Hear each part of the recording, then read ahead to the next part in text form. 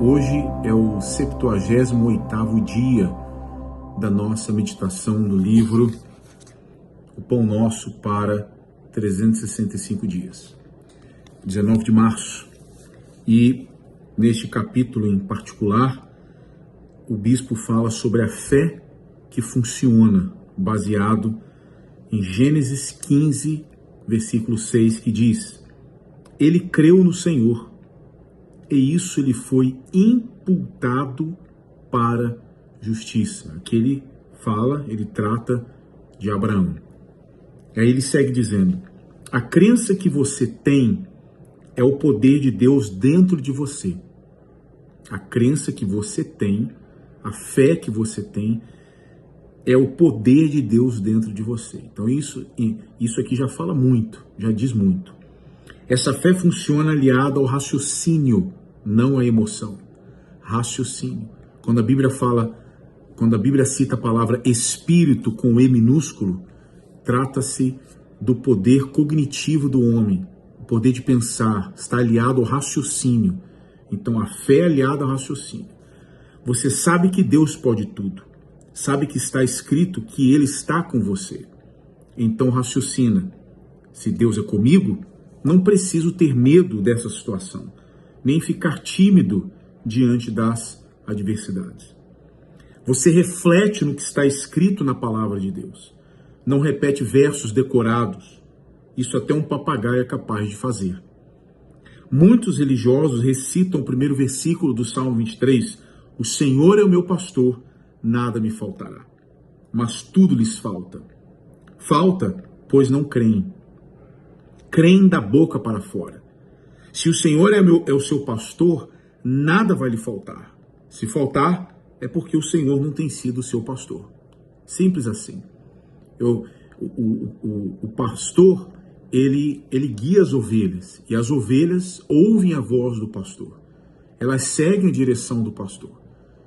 E nada lhes falta. Elas são bem protegidas, bem alimentadas, bem cuidadas. O pastor cuida delas. Então, se a pessoa diz que Jesus é o Senhor, é o pastor da alma delas, mas ela não obedece, não segue as direções, faz a maneira dela, então não tem como ele ser pastor daquela pessoa e, portanto, ela fica a ver navios.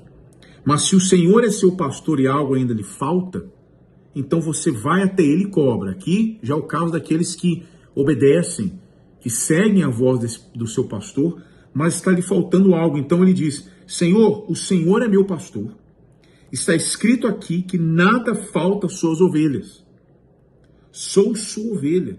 Isso e aquilo está me faltando. Não está de acordo com a sua palavra.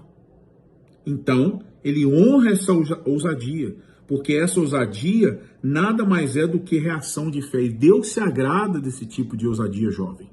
Deus se agrada, porque Ele é um Deus que está pronto o tempo todo a fazer algo por nós, a agir por nós. Deus não se agrada de muitas situações que ele vê na sociedade, nos dias de hoje, no mundo, e principalmente na vida das pessoas. Então, quando as pessoas não buscam a ele, não creem nele, isso é uma ofensa. Agora, quando a pessoa crê, ela se lança sobre a palavra e ela cobra, então aquilo ali para ele é um sinal de fé, e ele se agrada muito dessa ousadia, dessa fé, porque a pessoa está mostrando para ele que crê, que depende dele. A pessoa está dizendo o seguinte: olha, se o Senhor não fizer isso por mim, quem mais fará? Pois o Senhor é meu pastor. Da mesma forma, um dizimista pode cobrar. Está escrito em Malaquias 3,10: trazei todos os dízimos à casa do tesouro, para que haja mantimento na minha casa. E provai-me nisto, diz o Senhor dos exércitos, se eu não vos abrir as janelas do céu, e não derramar sobre vós bênção sem medida. Quando o dizimista olha para a sua vida, ele tem de ver os céus abertos e bênção sem medida. É o que diz a palavra. E quem crê tem o direito de cobrar. Essa é a condição de um dizimista. Se ele é fiel, ele é obediente, honra a Deus, é segundo. Se faz segundo, não somente no valor monetário, separando corretamente o dízimo, Não, a gente ensina isso o tempo todo. Nós somos o dízimo.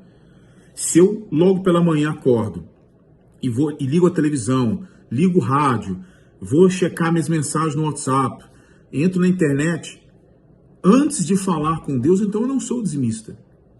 Então, quando eu acordo e logo já oro, agradecendo a Deus pela noite de sono, agradecendo pelo dia que está se iniciando, peço a Ele a direção, estou sendo dizimista, estou colocando Ele em primeiro lugar. Não só quando eu desperto, mas em tudo que eu faço, tudo que eu for fazer, seja na igreja, na força jovem, seja nos meus estudos, na minha profissão, em relação à minha família, pessoal, algo pessoal, eu peço a direção de Deus, eu coloco Ele em primeiro lugar. Então eu estou sendo dizimista, estou honrando a Ele. Então eu tenho direito de cobrar e Ele vai me ouvir. E ele conclui dizendo, quando você raciocina, olha só, quando você raciocina, ele se coloca como quem crê. Desculpa, quando você raciocina, ele se coloca como quem crê, então raciocina e crê. Pode cobrar de Deus o cumprimento de suas promessas.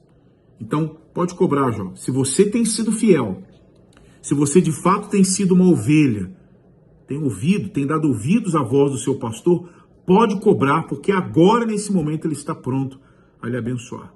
Caso contrário, então significa que você não tem dado ouvidos. Então se conserte, busque a Ele.